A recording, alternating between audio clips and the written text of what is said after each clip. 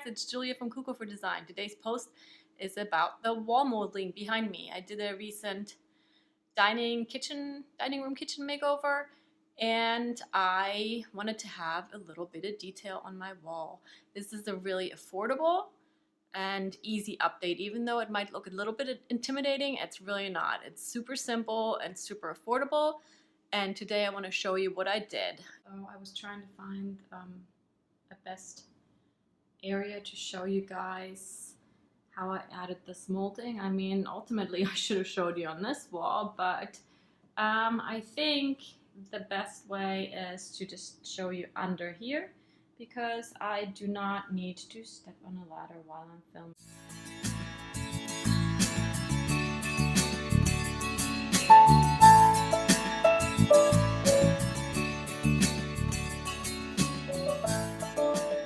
Let me show you what I usually do when I hang molding. I first determine where the molding will be hanging. Over on my other walls, I have it 6 inches from the bottom, and here I am thinking about doing it 2.5 opposed to the 5 inches I have on the top, just because I don't want to have it too far away from this molding, which I will also be doing on that other wall over there.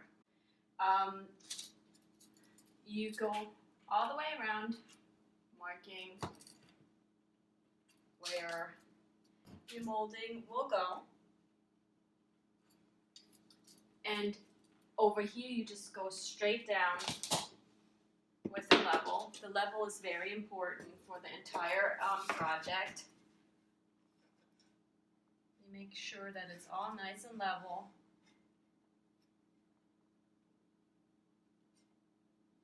To mark it. Is it okay, baby? And you do the same thing on this. I use this as more of a guideline to know where I will be placing my molding. It's so helpful.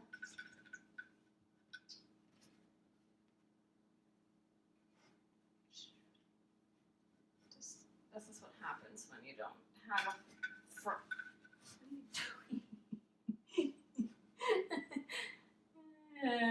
You. Hey, can you just pop it?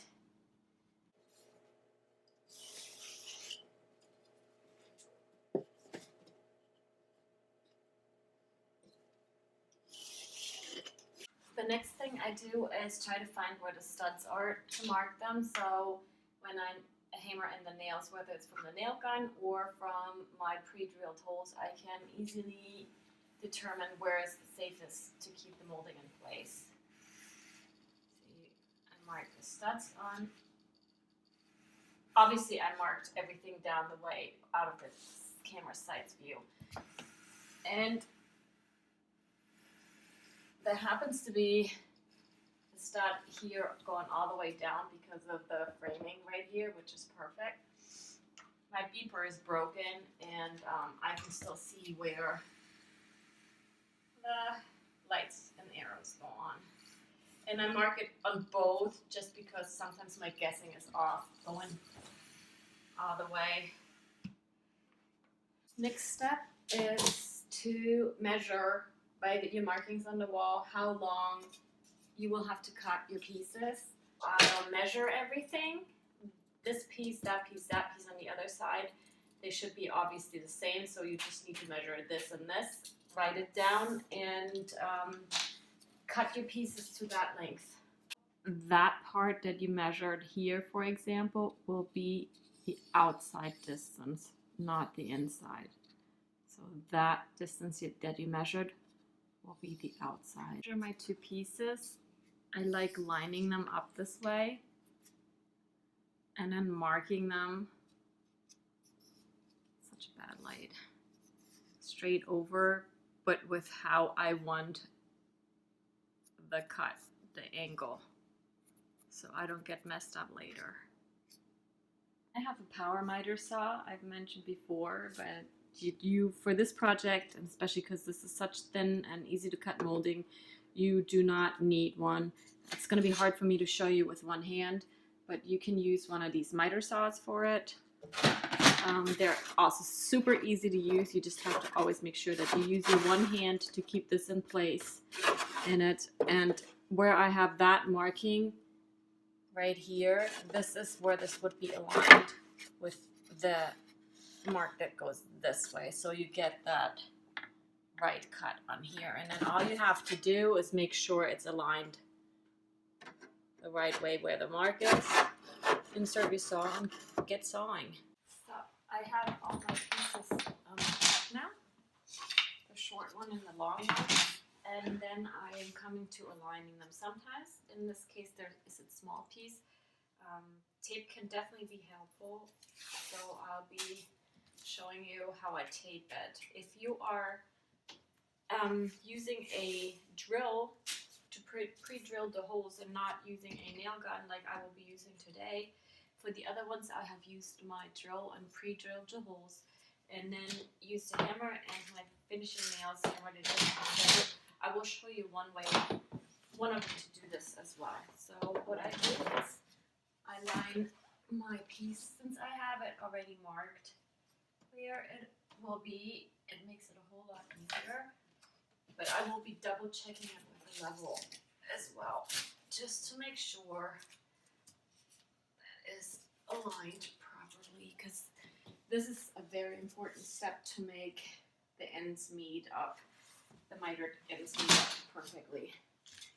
So make sure that it is level.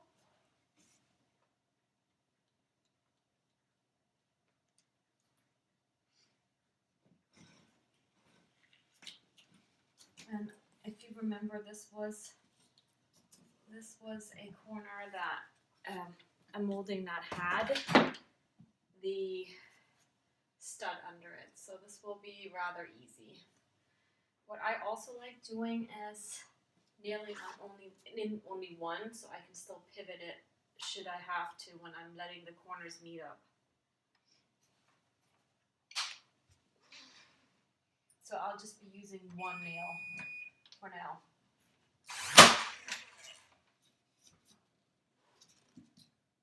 So I can pivot.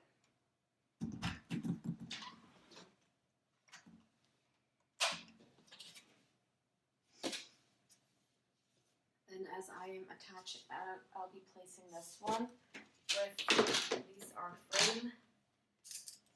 used for framing, for frames, when you frame art. It's this little piece that you stretch it out with this. So these have a lot of tension in it, and you can place them at the corners like this and let go to keep these in place while the corners are drying if you're using glue, wood glue.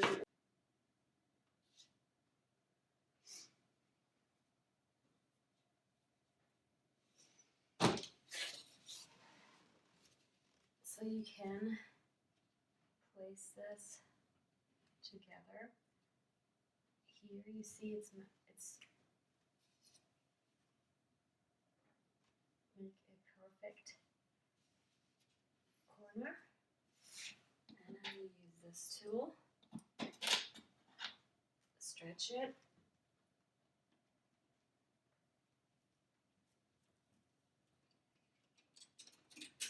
and voila, it keeps the corner in place.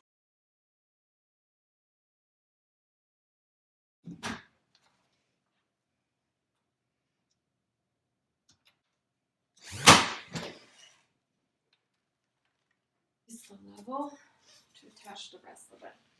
So I've done it on the other side of. So I work my way down this way, and I'm attaching the last piece, and I wanted to just show you that the markings, they're not always completely perfect, and that's fine too. You can really overdo it with your craftsmanship here. I'm completely fine that it doesn't, I just like that the corners are clean, and I want to show you one way of also using the drill to pre-drill the holes and just hammer the nails in on their own. If you, well, that was my pizza. And at the last corner, I also am doing it the same way as I did on the other sides.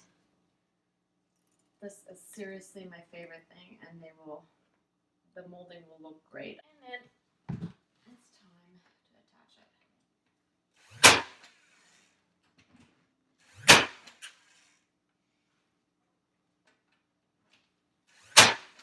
And what I also do, if there's no stud, I hammer them in this way and one that way. So they're basically crisscross, and it will keep the molding in place even though there is no stud. It's not as firm as it is with a stud as it's right here.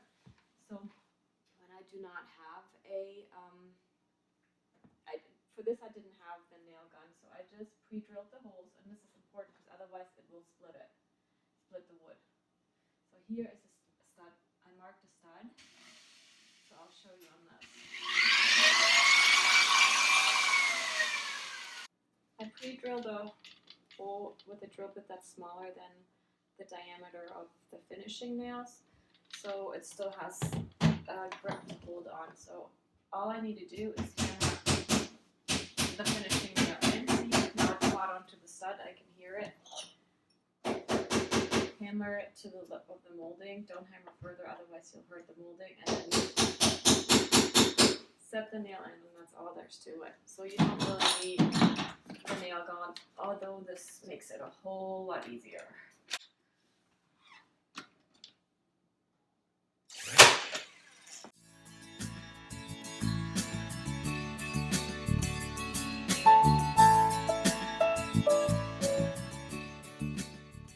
Most of my molding doesn't have any gaps. It's pretty snug to the wall. But if there are areas that have like these gaps, all you need to do is run a thin bead of caulk along it, paintable caulk, and then using your finger,